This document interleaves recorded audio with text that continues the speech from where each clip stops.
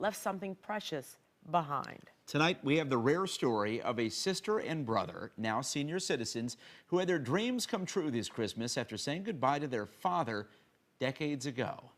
Julie Unruh joins us with the story. These folks got a pretty unique gift, a one-of-a-kind for sure. Not worth a penny in the marketplace. It isn't jewelry. It's not money. A Chicago area brother and sister, now 67 and 71 years old, found a hidden treasure and were given a priceless gift after more than 70 years. The gift of music from their father. And there we are all together. I was styling in that hat. Lovely pictures of me. Pat McMahon and Bill Merker are Southsiders who, along with their older sister Mickey, painfully bid farewell to their father long before they were ready. The year was 1956. Pat was 10. Bill was just 6 at the time when William T. Merker, his namesake, died from tuberculosis. Bill has but 3 memories of his father. First, his parents' 20th wedding anniversary. Then visiting his father at the Edward Tuberculosis Sanitarium in Naperville. At some point, they wheeled a kind of a frail-looking gentleman to the window, and my mom said, "That's your dad." She just said, "Go wave," and we waved to him, and he waved back, and you know, that was the last time I saw him alive. I was upstairs in my bedroom, and I came down and heard them talking, and all I could remember was saying, "I want to see my dad." Bill's final memory of his father? The funeral.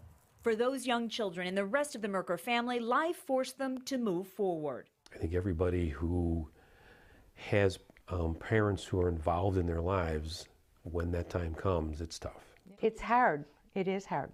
Decades later, in 2014, their older sister Mickey died suddenly. Together, cleaning out her house, Bill and Pat found this. There was this brown envelope. I'm reading what it's all about, and it says it's a publishing company and music company, and it was dated 1941. I don't remember the exact date.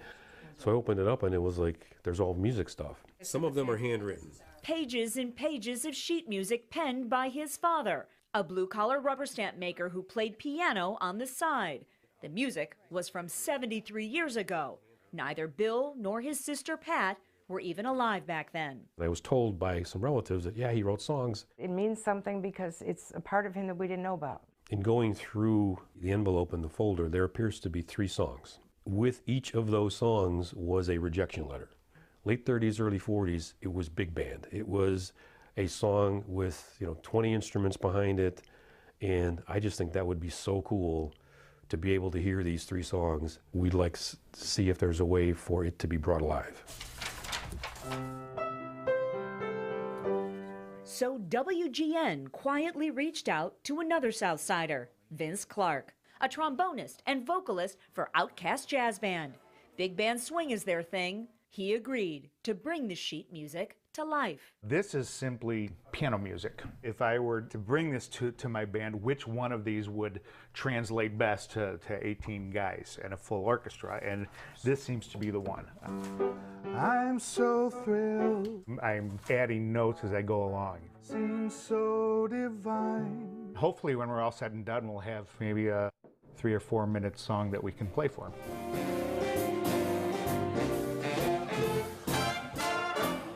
Weeks later, WGN invited Bill and Pat to a show in Elmhurst. They didn't ask many questions. We didn't give them much information.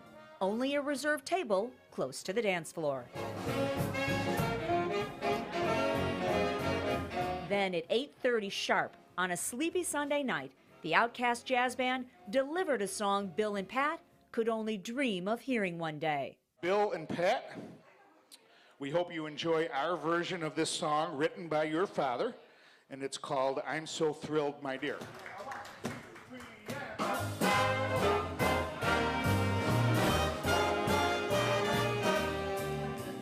People say I've changed so much, say that I'm different now.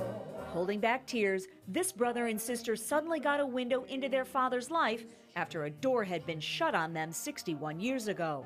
I'm so thrilled, my dear, when you say you're mine. I'm so thrilled, my dear, now the stars still will shine. It was amazing. I had no idea it was as good as it was. I didn't know he was that creative. I didn't know. I mean, we were little and when he died, and so we never knew any of this. It was very emotional, very emotional. When I look into your eyes, then I see paradise. I thought to myself, someday I hope the stuff that I've written down, you know, maybe my kids will discover it, my grandkids will discover it, take it out, play it, see what was in my head. So for me, it was just kind of a nice thing to do for the holidays. Our keyboard player shot me an email and said, oh, Vince earned his wings. That was amazing. He sure did. Well, Bill and Pat both tell me that neither one of them can read music and had no idea how they could hear those songs. WGN, along with some talented and willing musicians, just gave them a little help. The entire 2.5-minute song, I'm So Thrilled, My Dear, is on our website right now. You can watch and listen to it as it was played for Bill and Pat on Sunday night. So cool.